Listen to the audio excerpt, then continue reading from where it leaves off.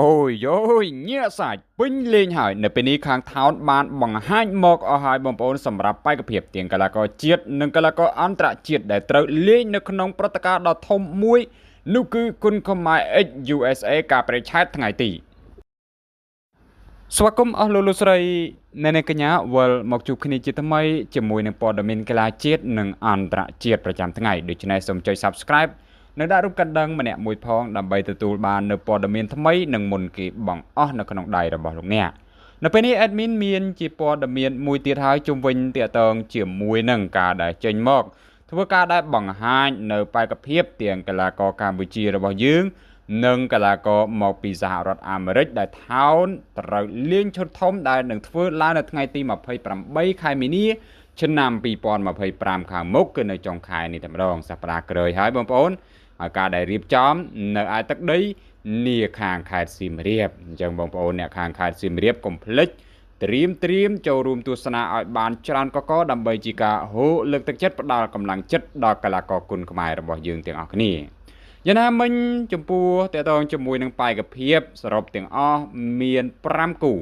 ដែលនៅក្នុងនោះដោយយោងទៅតាមការដែលបង្ហោះនៅលើបណ្ដាញគណនី Page របស់ Town Sport ដែលផុស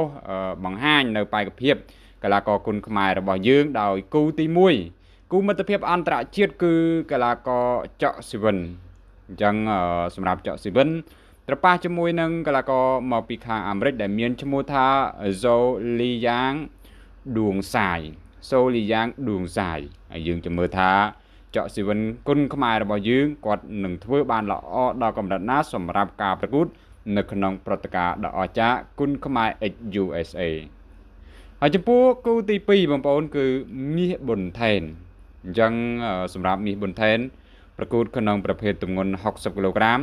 ប៉ះជាមួយនឹងកីឡាករប្រាដុលមែនដូសាហើយចំពោះដៃគូមាសប៊ុនថេននេះបើនិយាយពីខ្សែក្រវ៉ាត់ជ្រែកខ្លួនតែម្ដងបងប្អូនរហូតដល់ទៅ8-9ស្ថាប័នឯណោះ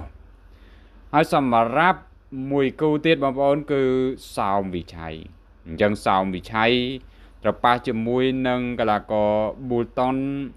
អ៊ីវ៉ាន់ការប្រកួតក្នុងប្រភេទទម្ងន់65គីឡូក្រាមហើយសម្រាប់គូទី4បងប្អូនផលសុភ័ណ្ឌដំរីភ្លុកពីឃាតត្រប៉ះជាមួយនឹងកីឡាករ Wilson Ha ហើយការប្រកួតក្នុងប្រភេទទម្ងន់65គីឡូក្រាមហើយចំពោះគូចុងក្រោយគឺជាគូដែលអាចនិយាយថាបងប្អូនមហាជន fan អ្នកគាំទ្រគុនខ្មែរនឹងចង់ឃើញចង់ទស្សនានោះគឺវត្តមានកីឡាករធឿនធារាវល់មកកាន់សង្វៀនជាថ្មីបន្ទាប់ពីជាសះស្បើយពីរបួសដោយធឿនធារាត្រូវប្រកួតដែលប៉ះជាមួយនឹងកីឡាករម៉ាក់សុនគ្រូហើយចំពោះគូនេះទេសតគឺជាគូប្រកួតដែលដើមខ្សែក្រវ៉ាត់ដែលចូលសន្តិភាព IPC World គុនខ្មែរ Champion ក្នុងប្រភេទទម្ងន់73គីឡូក្រាមហើយយើងចាំមើលថាតើធឿនធារានឹងមានអ្វីដែលថ្មីនឹងមានអ្វីដែលប្លែកសម្រាប់ជាផ្ទាំងទស្សនីយភាពបំរើទៅដល់គេហៅថាចក្ខុរបស់ fan អ្នកគាំទ្រនៅឯទឹកដីនីខេត្តសៀមរាបក្រោយអាខានក្នុងការប្រកួតអស់រយៈពេលជាច្រើនខែកន្លងមកនេះដោយសារតែមានបញ្ហារបួសជើងដូច្នេះក៏ភ្លេចបងប្អូនថ្ងៃ28ខែមីនាឆ្នាំ2025វត្តមានកីឡាករគុនខ្មែររបស់យើងទាំង5រូបមានចកស៊ីវិនគុនខ្មែរមានកីឡាករ